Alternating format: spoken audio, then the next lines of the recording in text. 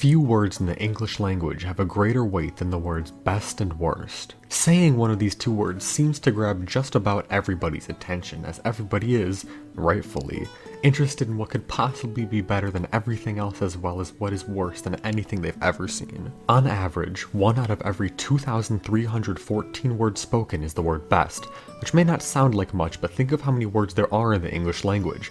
Best has a place secured in the most common 1% of words used, with worst not far behind in the top 2%. Being in the gaming community, the most common use of best and worst that I see typically come in forms of best and worst games of the year lists. Every year, the gaming community as a whole comes together and screams at each other until it's decided that Mario Kart Wii was the best game released in 2008. I personally really like these discussions, and I'm always interested in what people see as the best games released as of late. The concept of a best and worst game of the year ended up being popular enough where every news outlet began to make yearly lists, and a few yearly game award shows were created, one being held by the digital video game distribution service Steam. Starting in 2016, the online game store Steam has held a yearly game awards show aptly named the Steam Awards. In order to qualify for the Steam Awards, a game must be available to purchase on Steam, but that's not a huge deal because, most games are. The Steam Awards allows Steam users to submit their favorite games for a multitude of award categories, including Most Innovative Gameplay, Best Game You Suck At, and of course, Game of the Year. Because it's the most popular games that win each category, every nominee game ends up being a pretty well-known one with thousands of downloads and reviews in the Steam store. Or at least all of them, but one very strange exception.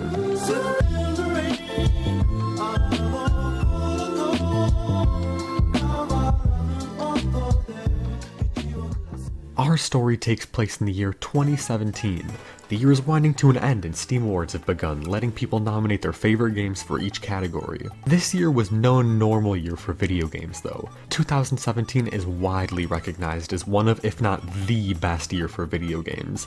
Just to show you what I mean, let me give you a little taste of what released that year.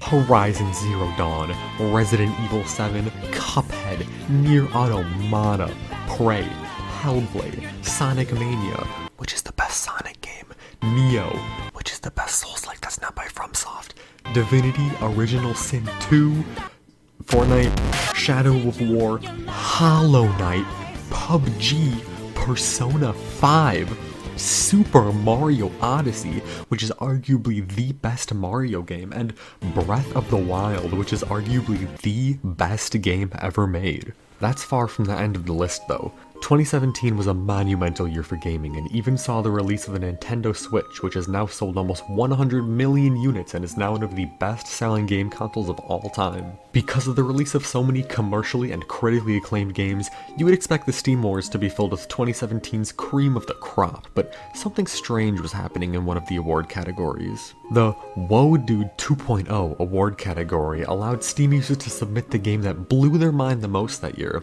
There was an interesting collection of games nominated for this category, including Hotline Miami, a classic, Luna, a beautiful game, Antichamber, another classic, The Evil Within 2, which was a big-budget AAA game, and a little game that I had never heard of, CPU Invaders. Even back in 2017, I took immense pride in my knowledge of video games, so I was immediately intrigued when I saw that a game I'd never heard of before was being nominated for an award, during a year in which a plethora of incredible games were being released. I visited the game's store page, and I was surprised to find that it only had a couple hundred reviews, meaning that the game was likely owned by just 50,000 or so people, if I'm right. If so few people had played this game and it got nominated for an award, like most of the people who bought it must have liked it enough to nominate it, leading me to believe that it must have been a really good game.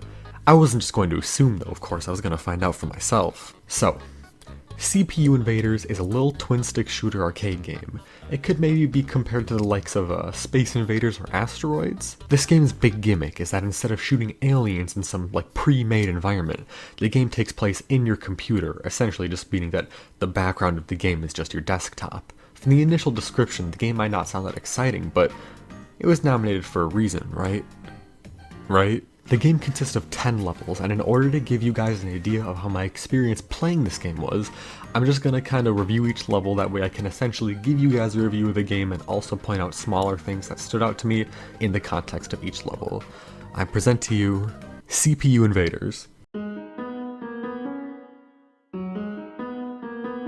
So, the gameplay of CPU Invaders is essentially just using WASD to move the character and using left and right click to use main and alternate fire modes, and all you really gotta do is kill all of the enemies without losing 3 lives to beat each level. Seems pretty straightforward. Level 1's done without a hitch.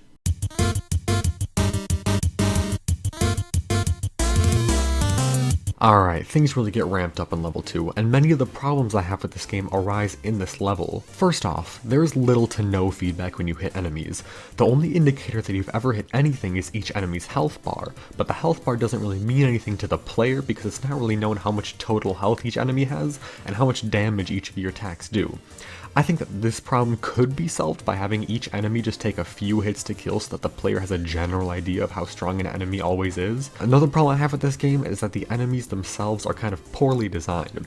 They all look very similar and behave very similarly, making me wonder why some of these enemy types even exist in the first place. I don't think that enemy placement is anything for the devs to be proud of either. There's a lot of times in this game where you'll be fine 1 second and the next you'll be swarmed by enemies from all 4 sides of the screen and rendered unable to move, causing you to lose all your health without a chance to even fight back. This problem could be combated by giving the enemies less health like I stated earlier, or not placing the enemies like you're a 2nd grader using Scratch for the first time. Level 3 is very similar to level 2, I really don't have much to say here. Oh, actually looking through the footage for this game, I kept thinking that levels 2 and 3 were the same level because they're so similar, so... I think that the best parts of this game are in levels like level 4. Level 4 consists of large swarms of small enemies that can only survive a hit or two. Fighting these enemies is much more satisfying than fighting the larger enemies, and I found these levels to require more skill too, as you have to be much more aware of your movements so you don't get caught in the middle of a swarm. There's not a ton to say about level 5. It has this enemy that I think could have been improved, or made good. I still can't tell what's happening, if it's like teleporting on purpose or by accident. Graphically, it looks like it's not supposed to do that because its tail kind of cuts off, but also I think it would be a huge thing to overlook. I don't know. This game kind of just feels like playing the same level over and over again. I know that the lack of a background is this game's gimmick, but it kind of just makes it harder to distinguish between already pretty similar levels. Level 7 also has some of level 4's swarms of small enemies, it's fine. So, this game has a bit of a difficulty curve. I spent over half my time with this game on levels 8 and 10, which I don't see as a particularly good thing. Some of these enemy designs are also questionable, like I could not tell you what this thing is supposed to be.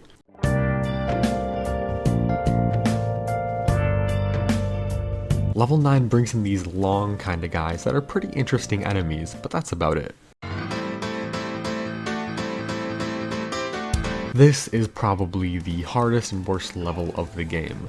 All the skills you've accumulated through this game's hour-long runtime will be put to the test against I mean, I don't really know what it is, but it sucks to fight. Sometimes it moves so fast that you can't even see it, and sometimes it just kind of freezes in place and lets you hit it. Not that it needs to worry about that though, it has 2 health bars and they're both huge. So, that's it. When you beat the game, all you get is an achievement and you're sent on your way. Is this the worst game I've ever played? No, I've played PUBG, but it's certainly one of the worst games I've played.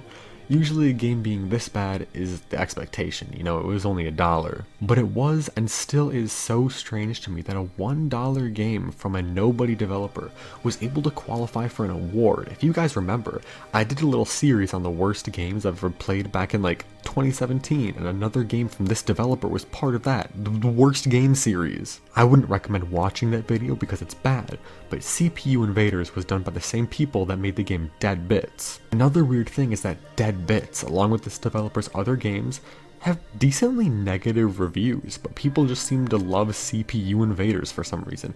Maybe I'm missing something, or maybe there's an audience of chimpanzees that love this game, but I just don't see what makes this game better than any of the developer's other games. Now, I don't mean this as a disrespect to the developer. Games are extraordinarily hard to make, and their games really do have a kind of charm to them. Everyone starts somewhere, and I think that if they just keep creating, they could make something wonderful. This has been the worst game of the year, and if you guys like this video, why not leave a like, and if you like my other videos, why not subscribe? As always, I'll see you guys in the next video. Goodbye.